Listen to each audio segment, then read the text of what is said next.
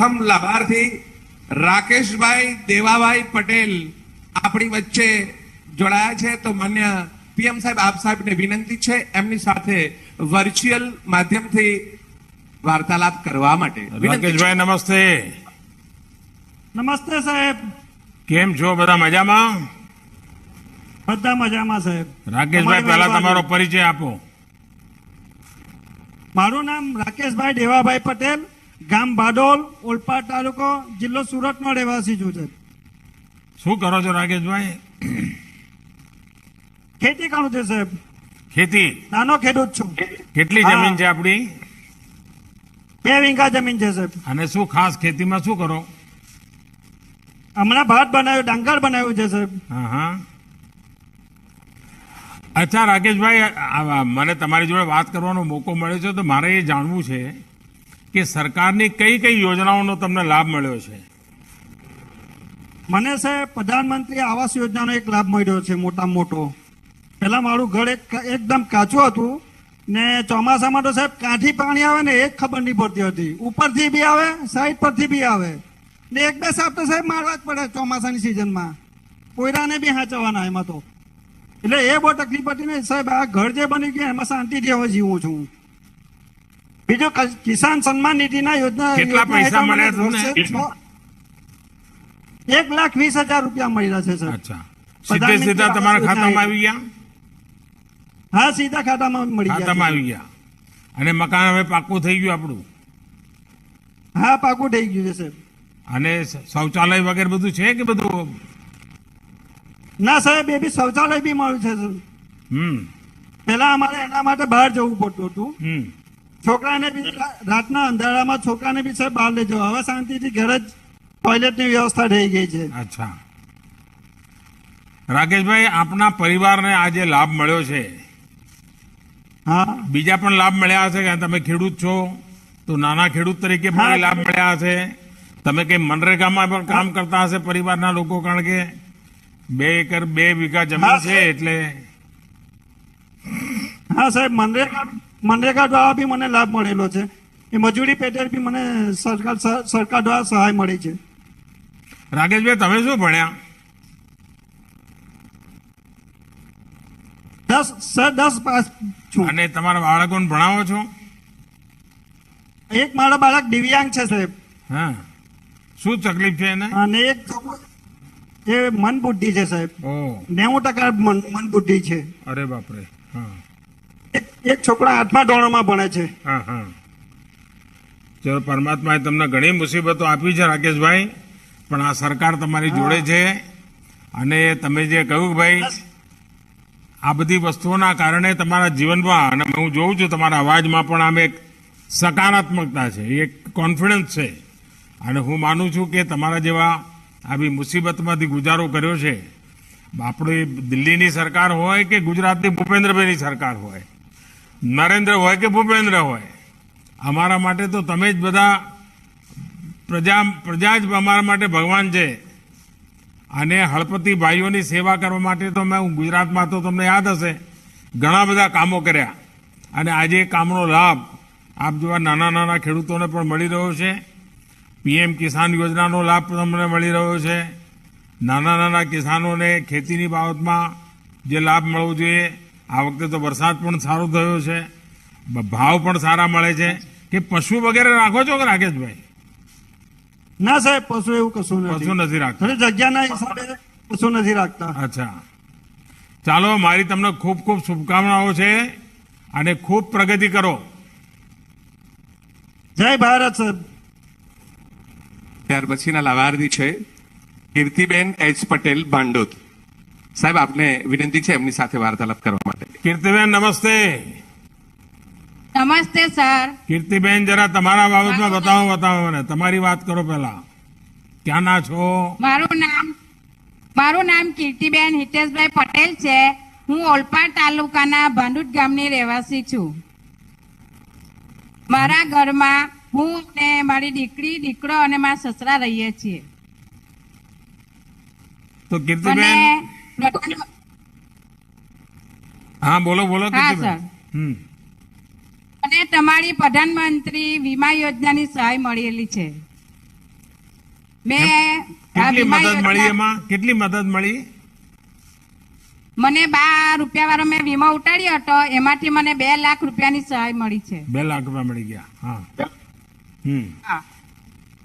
નહીં, આપના એ 2 પરિવારમાં લાખ તો રૂપિયા. કીર્તિબેન તમને નાની ઉંમરમાં ખૂબ પરમાત્માએ મોટું દુઃખ આપ્યું. આપના પતિ હા, હા. નું નિધન થઈ ગયું હા સર. અને આપ દીકરીને મોટી કરી રહ્યા છો, કુટુંબના વડીલોને સાચવી રહ્યા છો. તો તમે તો એક ભારતની સાચી નારી તરીકે કુટુંબની ચિંતા કરી રહ્યા છો, એટલે પહેલા તો હું તમને પ્રણામ કરું છું. Thank you sir. હવે મારા તમને સસરા સરકારી કઈ પગે- યોજનાઓનો લાભ મળ્યો છે કીર્તિબેન? મને બીજી આ વિધવા સહાય પણ મળે છે મારા પતિના મૃત્યુ પછી, હા હા. અને બીજી ઉજ્જવલાની પણ ગેસ સિલિન્ડર પણ મળ્યો છે. હમ. આ બધું મેળવવામાં કઈ બીજી તકલીફ કિસાન પડે છે સન્માન- કીર્તિબેન? આ બધું મેળવવામાં તકલીફ પડે છે કે સમયસર? ના, એ બધું સમયસર મને મળી રહે છે. હા. અમારા ગામના સરપંચ શ્રી સાહેબ અમને અવારનવાર બધી યોજના વિશે માહિતી આપતા રહે છે, એટલે અમને બીજી કોઈ તકલીફ પડતી નથી. દીકરીને ભણાવો છો કીર્તિબેન? દીકરી કેટલી ઉંમરની છે? શું ભણાવો છો? મારી દીકરીને હું BHMS ડોક્ટરનું ભણાવું છું. અરે વાહ, ક્યાં આગળ? સીડી પચ્છીગઢ, સુરત. એમ લો કીર્તિબેન નો તો તમને તો જેટલા અભિનંદન આપું એટલા ઓછા છે. તમારી દીકરી આટલી બધી પ્રગતિ કરશે તો મારા તો એને ખૂબ આશીર્વાદ છે. અને મને લાગે છે કે સાહેબ, આ તમારું તમારા- જીવન આવા નાનકડા ગામમાં રહીને પણ બહુ પ્રેરક જીવન છે. અને તમે પરિવારમાં આપણી મોટી આપત્તિ આવી, પરિવારના આપના પતિ રહ્યા નહીં, આપણે બચ્ચાઓને મોટા કર્યા અને આવું સરસ ભણાવી રહ્યા છો. અને મને તો ખુશી એ વાત છે કે તમે દીકરીને ભણાવી રહ્યા છો, એટલે હું તમને ખૂબ અભિનંદન આપું છું. પ્રધાનમંત્રી Kisan Samman Thank you, Nidhi sir. હોય, જન આરોગ્ય કાર્ડ હોય, પેન્શન જેવી યોજના હોય, આ બધાની તમને માહિતી પણ છે. જે લાભ તમને મળે છે, હા. તમારી આજુબાજુ આવા કોઈ ગરીબ ભાઈ બહેનો હોય અને રહી ગયા હોય, હા. તો મારી તમને વિનંતી છે મારા વતી કે એમને પણ આ બધા લાભ મળે એના માટે જરા પ્રયત્ન કરજો, એમને માર્ગદર્શન કરજો. હા સર, ચોક્કસ. તેથી આપણા ગામમાં હા, કોઈ સર. ગરીબ હોય એને મદદ ના મળી હોય ના થવું જોઈએ. હા સર, ચોક્કસ ચાલો સર. કીર્તિબેન, તમારી કીર્તિ ચારે બાજુ ફેલાય. Thank you sir. હા. સર આપનો ખૂબ ખૂબ આભાર. અમને મારી દીકરીને પણ આ ડોક્ટર બનવાની ખૂબ ઈચ્છા હતી, પણ અમારે શક્ય નહીં હતું. પણ આ તમારી યોજનાનો લાભ મળ્યો એટલે આજે મારી દીકરી ડોક્ટરનું ભણે છે. બાદ થેન્ક યુ સર. બાદ ડોક્ટર બનીને ગરીબોની સેવા કરે એટલું એને કહેજો બાદ મારા વતી. ઘણી ઘણી સેવા કરશે એટલે મને ઘણો અનુભવ દીકરી આવી છે? દીકરી Thank you, આવી છે sir. તમારી જોડે?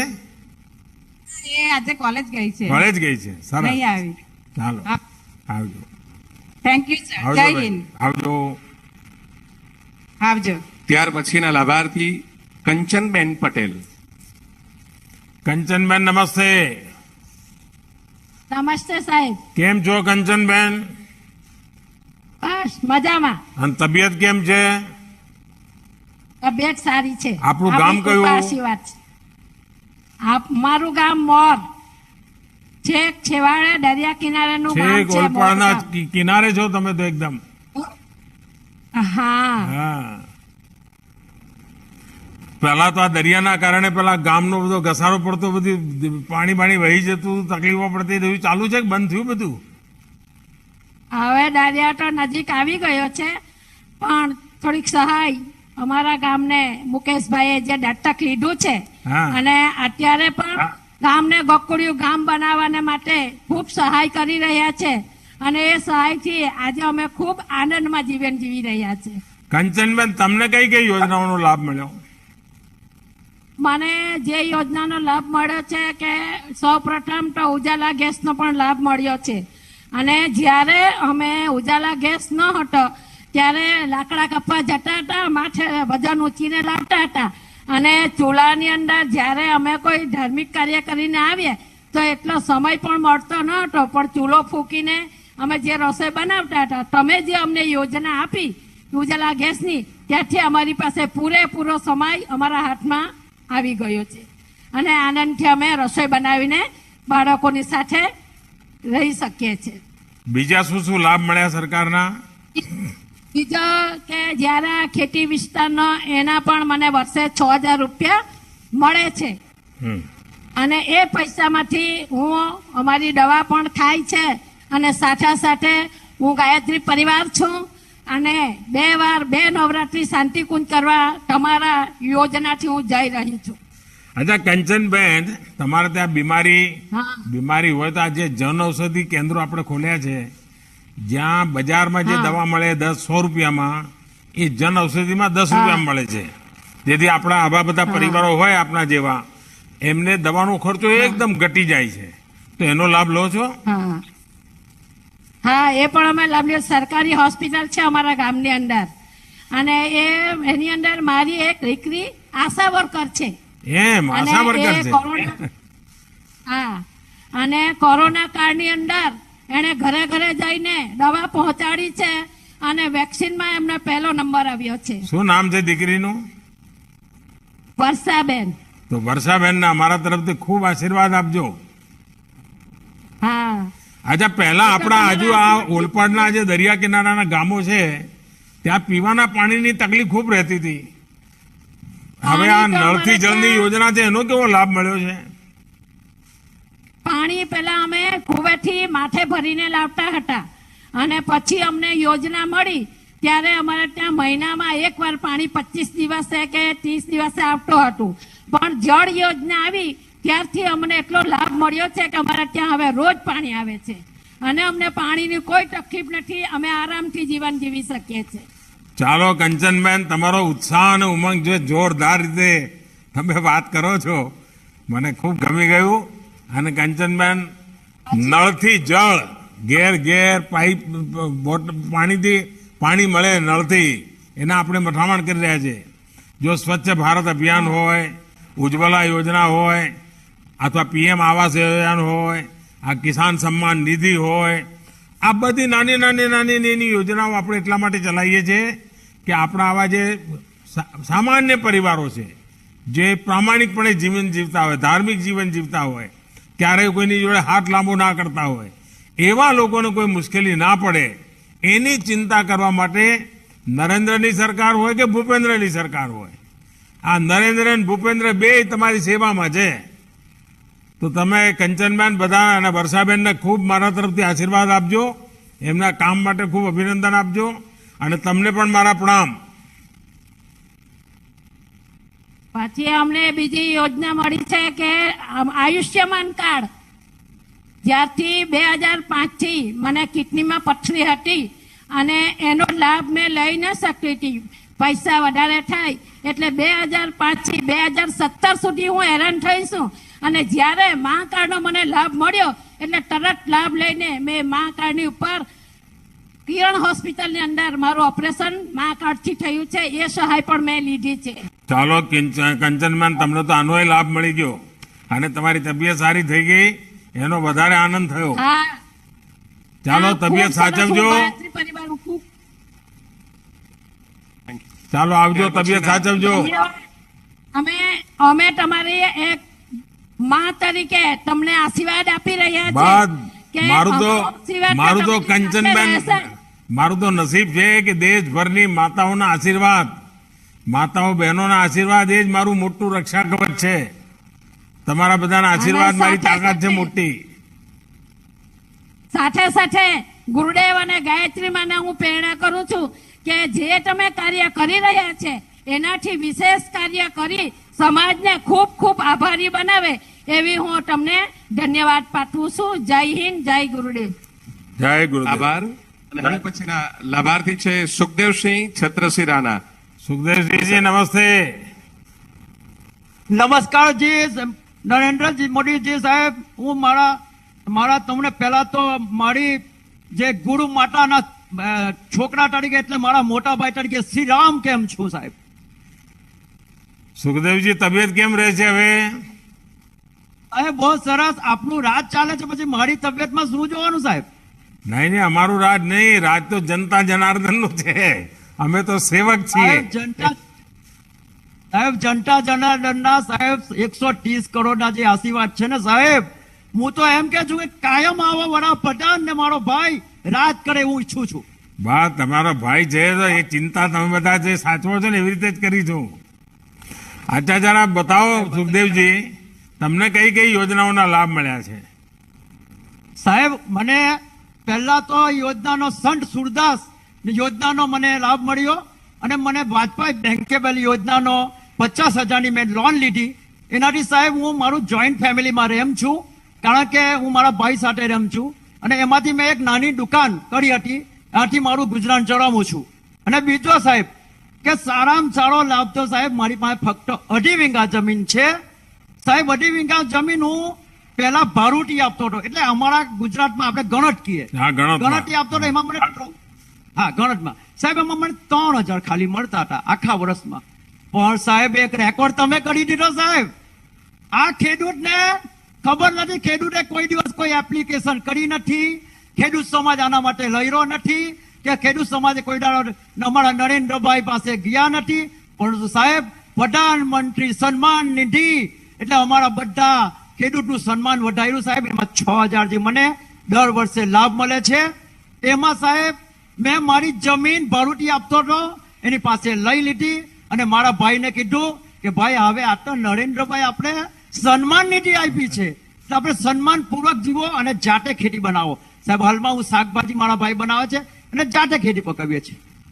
હવે શાકભાજી કરો છો, પહેલા 3,000 રૂપિયા કમાતા હતા, હવે કેટલા કમાવો છો? સાહેબ એમાં 3,000માં સાહેબ એક જ વસ્તુ છે કે અમે મજૂરી આપીએ, અમે બિયારણ લાવીએ, એમાં શું આવે મળે સાહેબ? હા. પણ આ 6,000 રૂપિયા મળે એનો લાભ છે. હા સાહેબ. ને સાહેબ બીજું હા. અને આયુષ્યમાન ભારત આ યોજનાથી તો સાહેબ હું તમને શું વાત કરું. ને એમાં સાહેબ હું તો તમારી તમામ યોજના સાંભળું છું, કારણ કે તમારી મન કી બાતની 92મી કડીમાં જે મેં તમારું સાંભળ્યું છે સાહેબ, એ એક કે એક યોજના હું છોડતો, કારણ કે હું રેડિયાનો બહુ માહિર છું સાહેબ. હા. તમારી ઇન્ટરવ્યુ પર હું રેડિયા પર સાંભળું છું. હા. અને આયુષ્યમાન ભારતમાં સાહેબ મને જે કારનો લાભ મળ્યો છે, ને હું બધાને કેમ છું સાહેબ કે એક આપણે 5 લાખનો વીમો લેવો હોય સાહેબ કોઈ પ્રાઇવેટ લિમિટેડ કંપની પાસે, તો આ 5 લાખનું પ્રીમિયમ ઓછામાં ઓછું 15,000 થી 14,000 રૂપિયા આવે ત્યારે 5 લાખ વીમો બની શકે. પરંતુ આ નરેન્દ્રભાઈ ટોટલ આખા દેશની જવાબદારી લઈને પોતાના તમામ પ્રજાને 5 લાખનો વીમો પોતે પોતાના પ્રધાનમંત્રી આયુષ્યમાન ભારતમાંથી આપે છે. એટલે ખૂબ ખૂબ આભાર સાહેબ. સુખદેવજી, જો તમને ગરીબ કલ્યાણ અન્ય યોજનાનો પણ લાભ મળે, મફતમાં અનાજ પહોંચે, હા સાહેબ. આ મેળવવામાં કઈ તકલીફ પડતી હોય છે? સાહેબ કાઢી તકલીફ પડે, કારણ કે સાહેબ અમારા તો કોરોનામાં જે સાહેબ આ તમે મફત અનાજ આપ્યું ને, એ તો અમારી પ્રજાના ખૂબ ખૂબ આશીર્વાદ છે. કારણ કે સાહેબ તમે એક શાસ્ત્રમાં આપણે તમે જાણતા છો કે રોટી આગે આગે જાકે બોલેગી સાહેબ. એટલે આ તમને બહુ મોટો અમારો આશીર્વાદ છે. અને અમારા ઉર્જાવાન જે ધારાસભ્ય છે ને સાહેબ મુકેશભાઈ, એ એક માણસનું ધ્યાન રાખી કંટ્રોલ વાળાને સાહેબ ખખડાવી નાખે કે મારી કોઈ પ્રજા અનાજ સિવાય જવું જોટે જાય નહીં, ને જો જાય તો તમારું હું જોજો તમારી અહીંયાથી ખુરશી બદલી નાખીશ. સુખદેવજી, ચાલો તમને ખૂબ ખૂબ અભિનંદન. અને તમારો ઉત્સાહ, ઉમંગ અને બધાની જોડે મળીને જે કામ પણ સેવાનું કરી રહ્યા છો અને દરેક યોજનાનો સારો લાભ લઈ રહ્યા છો, તમને ખૂબ ખૂબ મારી શુભેચ્છાઓ છે. અને ખેતીના ક્ષેત્રમાં પણ આપણે આત્મનિર્ભર બનીએ. અને હું તો વિનંતી કરું કે હવે પ્રાકૃતિક ખેતી ઉપર વળો.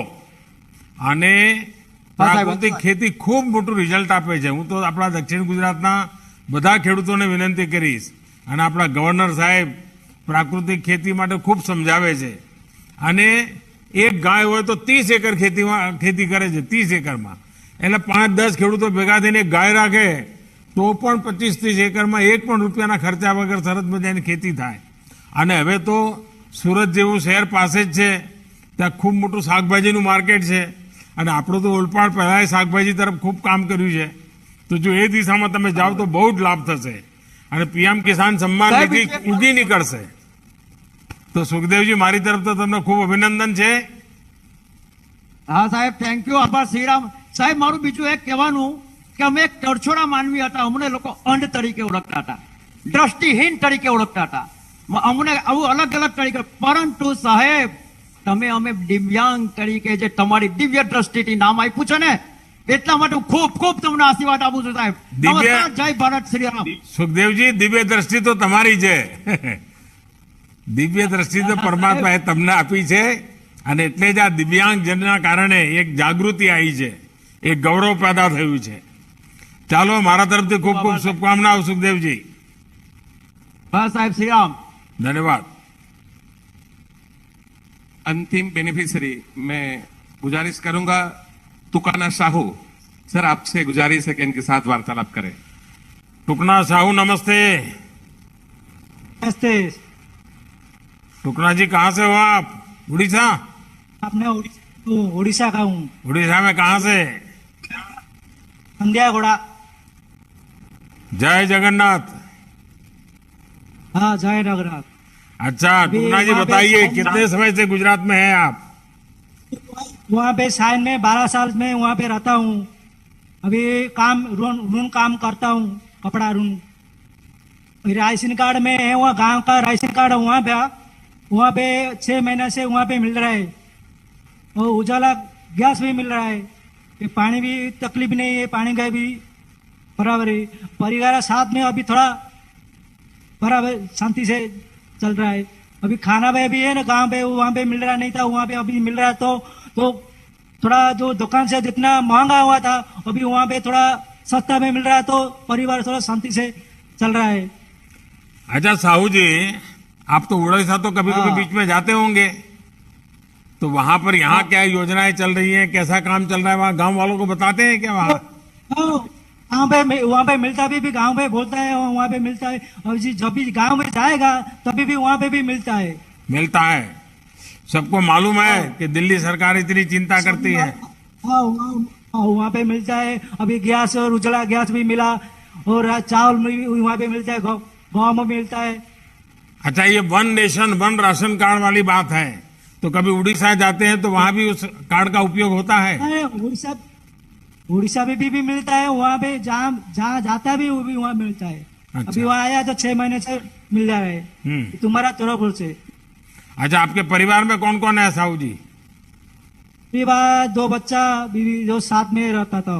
तो बच्चे पढ़ते हैं यहाँ पर गुजराती भाषा में? बच्चा पढ़ता है, जेएम स्कूल में पढ़ता है. गुजराती सीख गए सब? ना, हिंदी उड़ीसा. अच्छा, चलिए साहू जी, आपको मेरी तरफ से बहुत शुभकामनाएं हैं. ये one nation one ration card की योजना के कारण खास करके हमारे मजदूरी करने के लिए लोग जो बाहर जाते हैं उनको बहुत लाभ होता है. पहले उनको बेचारे को अपने घर से जाते थे तो वहां बहुत दिक्कत होती थी.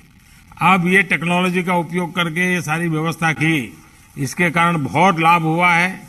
और मेरी तो कोशिश हमेशा है कि देश के पिछड़े लोग हो, वंचित हो, दलित हो, हमारे वनवासी भाई हो, आदिवासी भाई हो, हमारी माताएं बहनें हो, सामान्य वर्ग के लोग हो, गांव हो, गरीब हो, किसान हो, शहर के गरीब हो, उस राज्य के हो या दूसरे राज्य से आए हो, हर एक का सरकार की योजनाओं का लाभ सीधा मिले, कोई बिचौलिया न हो, और वो सम्मान पूर्वक जिए, और उसके मन में विश्वास हो कि अब मुझे गरीब नहीं रहना है, मैं गरीबी को परास्त करके रहूंगा. उसके लिए सारे हथियार देने का काम सरकार कर रही है. मेरी तरफ से आपको बहुत शुभकामनाएं हैं. बहुत बहुत धन्यवाद. नमस्कार. આભાર સર આપના પ્રેરક માર્ગદર્શન માટે. અને હવે ઓલપાડના ઐતિહાસિક મેદાનમાં વિશાળ જનમેદની આપ સાહેબના પ્રેરક ઉદ્બોધન માટે આતુર છે. આપ સાહેબને વિનંતી છે, એક જોરદાર તાળીઓથી આપણા સાહેબને આવકારીએ.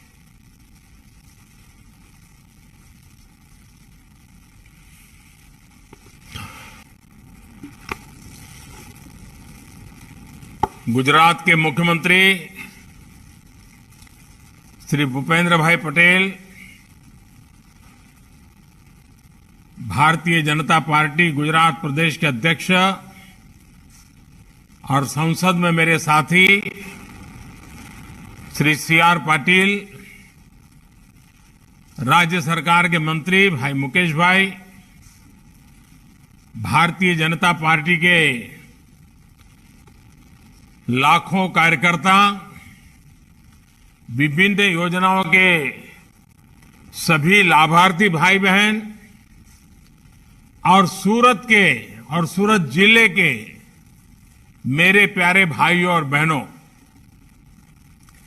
आज सूरत में एक तरह से डबल इंजन सरकार, भूपेंद्र नरेंद्र सरकार, अलग अलग योजनाओं के हजारों लाभार्थियों का ये संगम देखना, आप सबके दर्शन करना, ये अपने आप में मेरे लिए सौभाग्य का विषय है। मुझे खुशी होती कि आज मैं ओलपाड़ आया होता, आप सबके बीच में होता, तो मुझे आनंद और आया होता। लेकिन आप लोगों ने मुझे ऐसा काम दिया है कि मैं अब आप लोगों के बीच उतना आ नहीं पाता हूं, लेकिन फिर भी वीडियो कॉन्फ्रेंस के माध्यम से, टेक्नोलॉजी के माध्यम से आपको मिलने का मौका मिला, कुछ परिवारों से बातचीत करने का मौका मिला, आप सबके दर्शन करने का मौका मिला। ये मेरे लिए बहुत खुशी की बात है। और आज मेरे लिए सबसे बड़ी खुशी की बात है, मेगा मेडिकल कैंप, ये अपने आप में कल्पना ही बहुत बड़ी है। एक साथ हजारों लोगों की जांच और मुफ्त इलाज की योजना, मैं मानता हूं कि लोगों को जोड़ना, ये सेवा भाव, सेवा का इतना बड़ा पवित्र काम, मैं जितनी बधाई आप सबको दूं उतनी कम है। गरीब से गरीब के आरोग्य की इतनी चिंता करना, सरकार की योजनाओं से कोई छूट न जाए, इसके लिए विशेष कैंप लगाकर प्रयास करना, इसके लिए मैं मुकेश भाई को और उनकी पूरी टीम को बहुत बहुत बधाई देता हूं। और देखिए, आरोग्य में जब सेवा करते हैं तो कितने आशीर्वाद मिलते हैं। अभी मैं कंचन बहन को सुन रहा था, उनका किडनी का ऑपरेशन हुआ, किडनी में से पत्थर की उनकी तकलीफ थी, लेकिन आज वो कितने आशीर्वाद दे रही थी। तो आज आरोग्य का कैंप आप लगा रहे हैं, मुझे लगता है कि आपके आशीर्वाद पूरे गुजरात के काम आने वाले हैं। सेवा के ऐसे कार्यों में भूपेंद्र भाई के नेतृत्व में पूरी सरकार और सीआर पाटिल के नेतृत्व में भाजपा का एक एक कार्यकर्ता सेवा भाव से काम कर रहा है। यही सेवा भाव, यही सद्भावना जिसको गुजरात की जनता का बार बार आशीर्वाद मिलता है, प्यार और स्नेह मिलता है। आज इस मेडिकल कैंप में भी भाजपा के प्रति गुजरात के लोगों का ये स्नेह है। मैं दूर दूर तक देख रहा हूं यहां टीवी पे, मेरी नजर जहां पहुंचती है लोग ही लोग हैं। भाइयों और बहनों, मैं अक्सर सूरत की सद्भावना, सूरत के लोगों के सामर्थ्य, सूरत के लोगों की इच्छा शक्ति की बात करता रहता हूं। અને આપણો સુરતી લાલો એટલે પછી પૂછવાનું જ છું। आपको याद है, गुलामी के समय में सूरत देश के उन पहले स्थानों में था जहां नमक कानून का विरोध हुआ था। सेवा भाव क्या होता है, इसको सूरत और सूरत के लोग बखूबी समझते हैं। અને આ તો સુરતીઓના લોહીમાં ભળેલું છે, એમની રોજનું જીવનનું અંગ છે। અને સુરત તો સૌને જોડનારું છે, સૌનો સમાવેશ કરનારું છે। અને સુરતમાં આવે માણસ એટલે સુરતી જ બની જાય, એની બોલી બદલાઈ જાય, એનું ખાનપાન બદલાઈ જાય, એ ગમે ત્યાંથી આવ્યો હોય। આ સુરતના પ્રેમની તાકાત છે। गरीब हो, दलित हो, पिछड़े हो, आदिवासी हो, श्रमिक हो, व्यापारी हो, कारोबारी हो, अन्य राज्यों से आए हुए लोग हो, सभी मिलकर सूरत की प्रगति की बागडोर संभालते हैं। लाल किले से मैंने जिन पंच प्राणों की बात की थी, उनमें से एकता का 5 प्राण, जो मेरा 5वां प्राण था, जिसके मैंने उल्लेख किया था, देश की एकता, आज सूरत के अंदर हम देखेंगे, सूरत के रग रग में एकता का भाव है। और इसलिए सूरत का मेरे हृदय में बहुत विशेष स्थान भी रहा है। भाई और बहनों, बाढ़ और महामारियों ने अनेक बार सूरत की परीक्षा ली है, लेकिन सूरत में एकजुटता के आगे कोई भी चुनौती टिक नहीं पाई है। महामारियों के नाम पर सूरत के विरुद्ध अपप्रचार की कोशिशों को भी हमने मिलकर नाकाम किया है। सूरत ने मुझे जितना सहयोग और आशीर्वाद दिया है, उसे मैं कभी नहीं भूल सकता। मुझे याद है, जब बरसों पहले तापी में बाढ़ आई थी, तो मैंने युवाओं को में से मिलकर सूरत को फिर से संवारने का आग्रह किया था। देखते ही देखते सूरत के युवा सड़कों पर निकल पड़े थे। उन्होंने साफ सफाई का जिम्मा अपने ऊपर ले लिया था। यहां तक कि सड़कों पर जो जिब्रा क्रॉसिंग के पेंटिंग करना होता है, उस काम को भी हमारे सारे नौजवानों ने रातों रात पूरा कर दिया था। साथियों, बीते दशकों में इस पूरे क्षेत्र की विकास यात्रा में मुझे सूरत से के अनेक वरिष्ठ नेताओं, सहयोगों का साथ और आशीर्वाद मिला है। और जब सूरत की बात आए तो अनगिनत हमारे साथियों की याद आना बहुत स्वाभाविक है। चाहे हमारे काशीराम भाई राणा हो, प्रवीण भाई नायक हो, हमारे हेमंत भाई चपटवाला हो, हमारे भगू भाई बिमल, हमारे डॉक्टर कन्हू भाई मावाणी, ईश्वर भाई, हमारे सुमन भाई देसाई, अनगिनत नाम। कितने लोगों के साथ 30-30, 40-40 साल तक मुझे काम करने का मौका मिला है। उसमें से कुछ बंधु हमसे छोड़कर चले भी गए, लेकिन आज जो भी है, उन सब की प्रेरणा हम सबको काम आ रही है। उन सबका योगदान अनेक, यानी 3-3, 4-4 पीढ़ी जिन्होंने सारा काम किया है, तो उन सबका स्मरण आना, उन सबकी यादें आना बहुत स्वाभाविक है। साथियों, किसी भी देश की प्रगति में देशवासियों के स्वास्थ्य की भी उतनी ही बड़ी भूमिका होती है। हमारे यहां कहते हैं ना, अगर बच्चा स्वस्थ है तो भविष्य भी स्वस्थ है। बेहतर स्वास्थ्य बेहतर भविष्य का मार्ग बताता है। इसी सोच के साथ बीते वर्षों में हमने हेल्थ इंफ्रास्ट्रक्चर के साथ साथ जन जागरूकता पर, बीमारियों से बचाव पर, बीमारियों को गंभीर होने से रोकने पर विशेष बल दिया है। आज पूरे गुजरात में भी मल्टी स्पेशलिटी अस्पतालों का सशक्त नेटवर्क तैयार हुआ है। पिछले 2 दशकों में मेडिकल कॉलेज 11 से बढ़कर 31 हो चुके हैं। एम्स भी बन रहा है और कई मेडिकल कॉलेज प्रस्तावित है। सूरत में भी स्मीमेर हो, नया सिविल अस्पताल हो, जांच की सुविधाएं हो, स्टेम सेल ट्रांसप्लांट की बात हो, या फिर महामारियों को मॉनिटर करने के लिए विशेष सेंटर, अनेक आधुनिक व्यवस्थाएं बनाई गई है। आरोग्य को प्राथमिकता देने के इस प्रयास में हमने जन भागीदारी को सर्वोच्च मार्ग माना है। इसमें हमारे सूरत के रत्न कलाकारों ने, दूसरे व्यापारिक और सामाजिक संगठनों ने हमेशा ही बढ़ चढ़ करके हिस्सा लिया है। और मुझे खुशी है, चाहे सौराष्ट्र से आए हुए लोग हो, चाहे उत्तर गुजरात से आए हुए लोग हो, चाहे हरियाणा से आए हो, राजस्थान से आए हो, आंध्र से आए हो, उड़ीसा से आए हो, हर एक ने कुछ न कुछ सूरत की भलाई के लिए किया ही किया है। आरोग्य के लिए बड़े बड़े कैंप्स लगाने की एक समृद्ध परिपाटी बीते दशकों में सूरत में विकसित हुई है। आज का ये मेगा मेडिकल कैंप भी इसी की एक कड़ी है। साथियों, मेरी अभी इस कैंप के लाभार्थियों से बात हुई है। मैं इस कैंप से जुड़े डॉक्टरों से भी एक आग्रह करना चाहता हूं।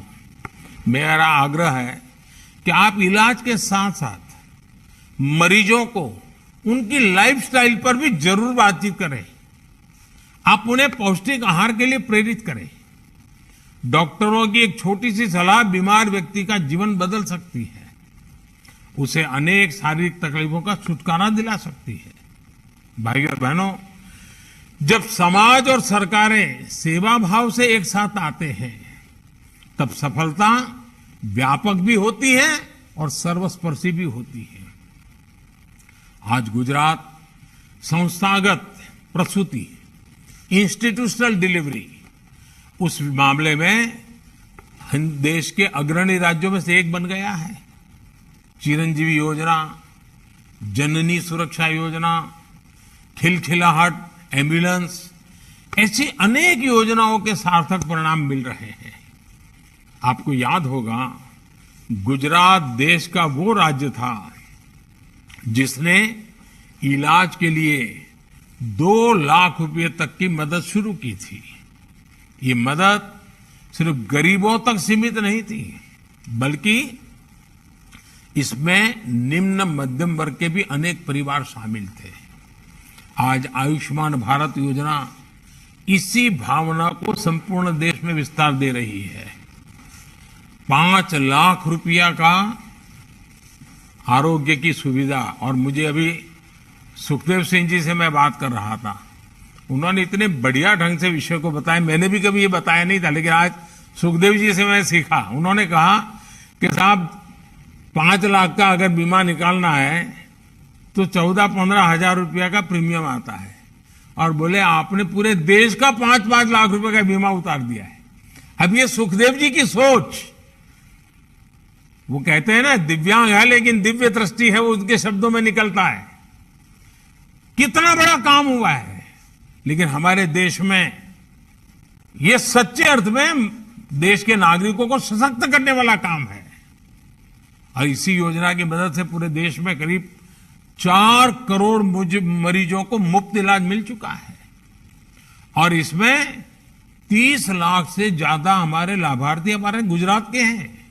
भाइयों और बहनों, गरीब परिवारों में बीमारियों का एक बड़ा कारण साफ पानी का अभाव रहा है। पीने का पानी अगर शुद्ध नहीं मिलता है तो बीमारियां भी लेके आता है। सूरत में बीते सालों में शुद्ध पेयजल के लिए प्रशंसनीय प्रयास हुए हैं। पोखरों, तालाबों और दूसरे स्रोतों को पुनर्जीवित करने का लिए सबने मिलकर काम किया है। मुझे खुशी है कि डबल इंजन की सरकार के कारण आज गुजरात के 97% एक प्रकार से 100 के करीब करीब ग्रामीण परिवारों को नल से जल मिल रहा है। भाइयों और बहनों, गांव और किसान की स्थिति बदलने के लिए 2 दशक पहले जो सफल प्रयोग गुजरात में हमने मिलकर किए हैं, उन अनुभवों का लाभ आज पूरे देश को मिल रहा है। पीएम स्वामित्व योजना के तहत आज गांवों में ड्रोन से मैपिंग कर मकान मालिकों को प्रॉपर्टी कार्ड दिए जा रहे हैं। अभी तक देश के 50,000 से अधिक गांवों में ये काम पूरा किया जा चुका है। गुजरात के भी लगभग 1600 गांवों में भी ड्रोन सर्वे पूरा हो चुका है।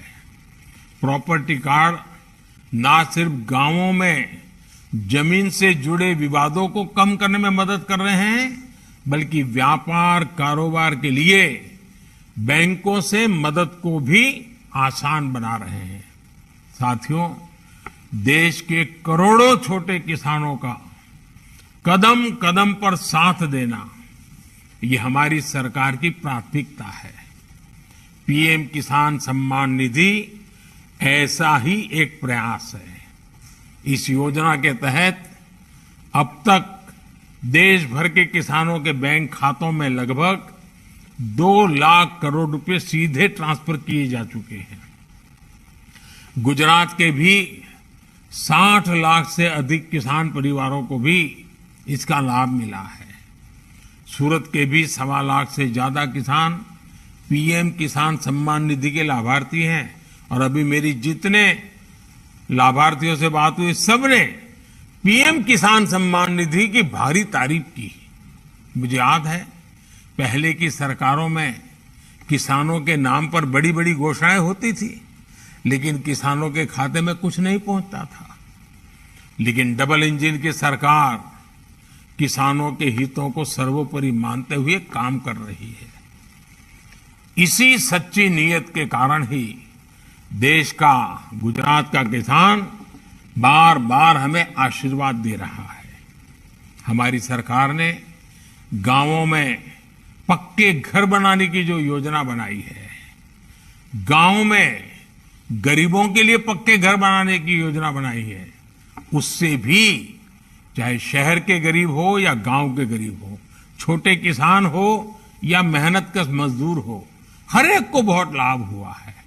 बीते 8 वर्षों में देश भर में गरीबों के लिए 3 करोड़ से अधिक पक्के घर बनवाए जा चुके हैं। इनमें से 10 लाख से अधिक घर गुजरात के गरीब परिवारों को मिले हैं।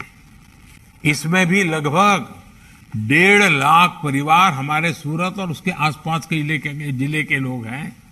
भाई और बहनों, सूरत सहित पूरा गुजरात विकास की भावनाओं को भी समझता है, संभावनाओं को भी समझता है। इसलिए हर आंकड़े, हर हलचल पर विशेष नजर रहती है।